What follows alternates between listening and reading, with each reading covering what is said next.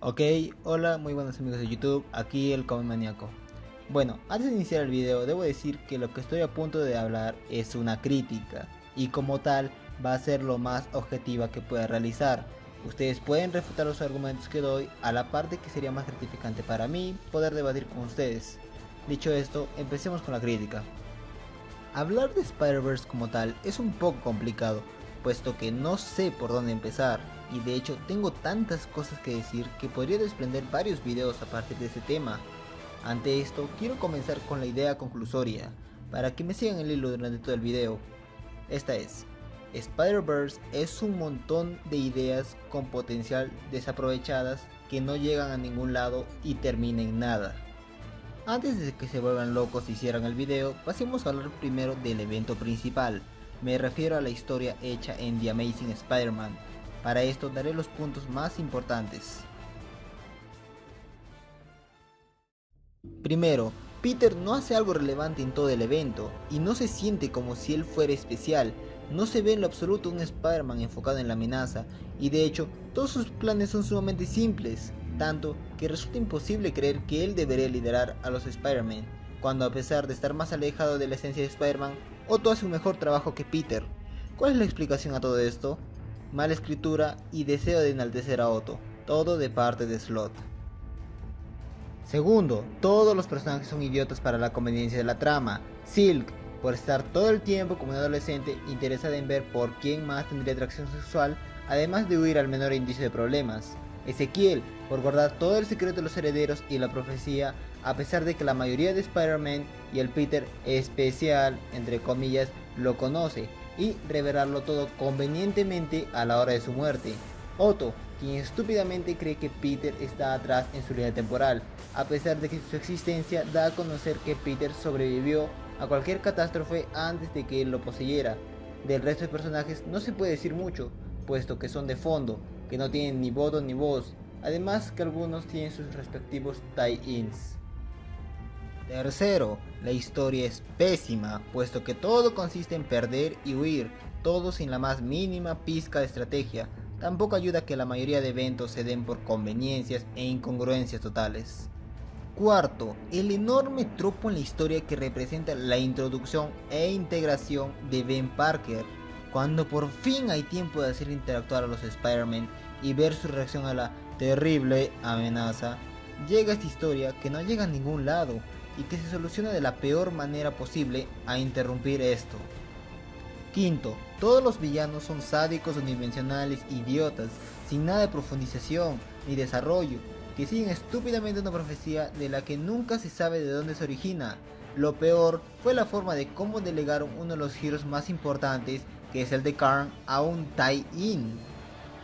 Sexto, el clímax y el epílogo son un total despropósito, sin emoción ni originalidad, lleno de conveniencias, peleas flojas, incongruencias a montón, giros argumentales sin pizca de sentido y finales sumamente forzados.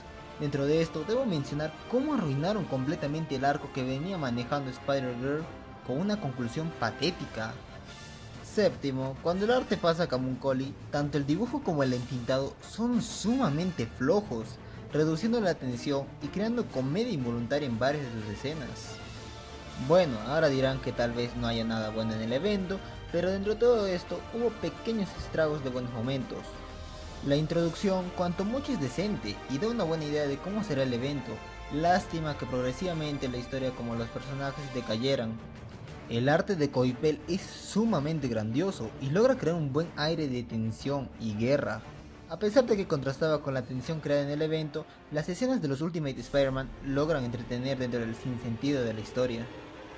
Y por último, a pesar de no haber sido más relevante, la escena entre Billy Braddock con Pavitr discutiendo acerca de su identidad es buena, y si hubieran seguido este camino, la historia hubiera sido mucho mejor. Con todo lo dicho, reafirmo mi idea, la historia es muy simple y a pesar de eso es arruinada. Los personajes son despropósito, con muy pequeños destellos de brillantez. Todos los conflictos son mal desarrollados y la tensión continuamente se rompe por la estupidez de los personajes y las conveniencias e incongruencias de las situaciones. Además de que al final el evento no deja consecuencias lo suficientemente graves en los protagonistas, puesto que después de esto todos siguen con su vida normal. Lamentablemente, el evento más grande de Spider-Man termina siendo un despropósito, al que le doy un 3.2 por todo lo anterior dicho. Ahora pasemos a hablar rápidamente de los tie-in, los cuales, si bien no son tan desastrosos, están entre lo malo y mediocre. Spider-Verse, la serie en sí, es innecesaria para el evento, dándonos historias extras de Spider-Man, las cuales quedan sin relevancia. Muchas de hecho son un despropósito, al punto que una de ellas contradice lo planteado en el evento. Historias genéricas que no llegan a un lado. Le doy un 5.0, mediocre con pocas historias que valen la pena. En lo que respecta a Spider-Verse Team Up, la historia de Ben Reilly es sumamente genérica, con una exposición de personaje mediocre. La del Spider-Man Noir es buena, logrando contrastar bien las personalidades de él y el Spider-Man de 6 brazos, además de que logra un buen desarrollo en Spider-Man Noir. La de los Ultimate es entretenida, siendo esto en lo único que se propone, siendo cuanto mucho decente. La de Spider-Gwen no tiene sentido y es irrelevante, puesto que la historia al final no lleva a ningún lado y a pesar de que parezca, esta no llega a tener relevancia en el personaje. La de Karn es la que menos sentido tiene, puesto que tuvo que ser parte de la historia principal. La historia se origina a partir de una conveniente profecía, la presencia de la tía May es innecesaria y la forma en la que lo terminan convenciendo es sumamente floja.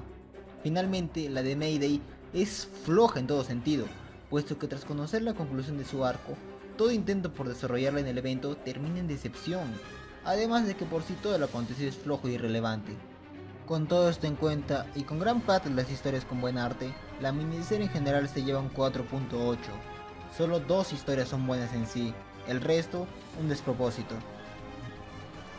Spider-Woman es la serie que más retrata a Silk como idiota y no logra desarrollar bien a su protagonista, a pesar de ser un nuevo volumen y con mucha razón debe exponer cómo es el personaje, o cuanto menos darle una nueva perspectiva.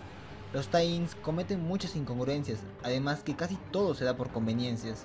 Le doy un 4.5. Spider-Man 2099, al igual que su preludio, es un despropósito. Tienen la oportunidad de desarrollar a Miguel o a Lady Spider o al villano, pero termina presentando situaciones irrelevantes, muertes sin impacto y conveniencias respecto al poder y habilidades de Daemos. La última parte de la historia es peor aún, porque tenemos una versión de los 6 siniestros sin personalidad, y la integración de radiación al Spider-Mecha no sirve de nada en la batalla final. Historia irrelevante con potencial desperdiciado. Le doy un 4.0.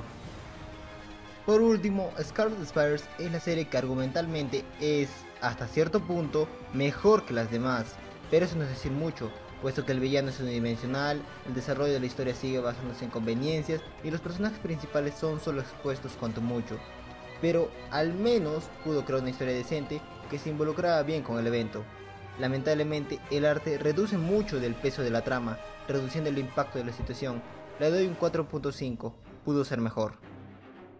Concluyendo y recopilando todo el evento en general, Spider-Verse llega a ser cuanto mucho entretenido en algunas partes, y el arte es de lo más destacable, pero con una historia central llena de incoherencias, escenas forzadas, personajes mal llevados y una serie de tie-ins mal escritos cuya relevancia es casi inexistente, hace que Spider-Verse reciba un 4.3, recopilando todas las calificaciones.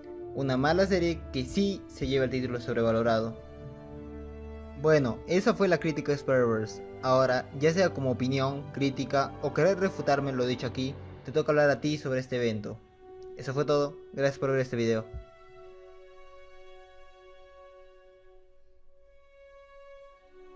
Como dije, hablar de Spider-Verse es algo muy complicado, puesto que hay varios temas que me dejé en el tintero, que se merecen mencionar y... ¿saben qué? Lo haré. Habrá un último video de Spider-Verse.